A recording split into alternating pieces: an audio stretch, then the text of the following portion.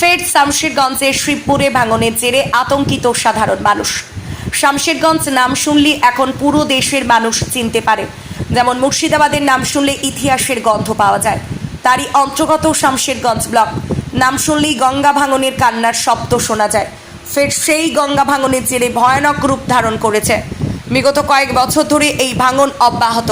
হাজার হাজার বাড়িঘর গঙ্গার কবলে তলিয়ে গিয়েছে একমাত্র জীবন জীবিকার চাষযোগ্য জমি ও বাগান। এই গঙ্গার ছোবল থেকে কোনো কিছুই রেহাই পাচ্ছে না। তারপরেও এত বছর ধরে এই সমস্যার সমাধান হচ্ছে না।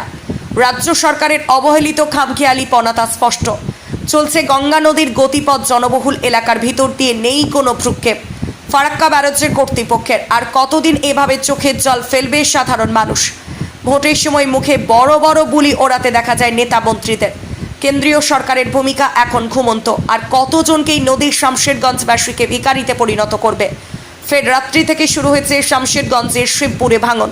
চলে গেছে চাষযোগ্য কয়েক বিঘা জমি, চলে গেছে অসংখ্য আমবাগান ও লিচু বাগান।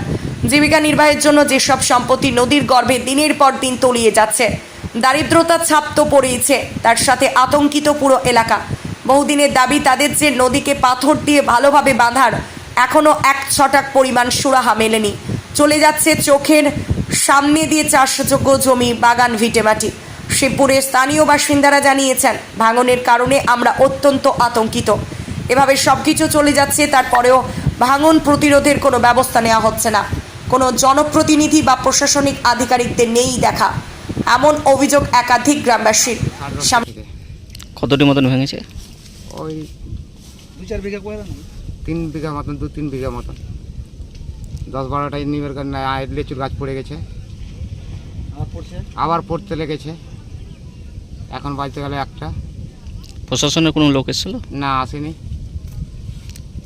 প্রশাসন আসেনি। এখন কি চাইছেন? আমরা নদী বানার জন্য অবশ্য নদীটা বাঁধতে গেলে ভালো থাকবে, সব পাড়াপড়শি সব। কতটা ভয়ের মধ্যে আছেন? ভয় তো আছে, ভালো ভয় আছে। অন্যের। আপনার নাম? জিয়াউল রহমান। আপনার বাড়ি? নতুন জালালপুর।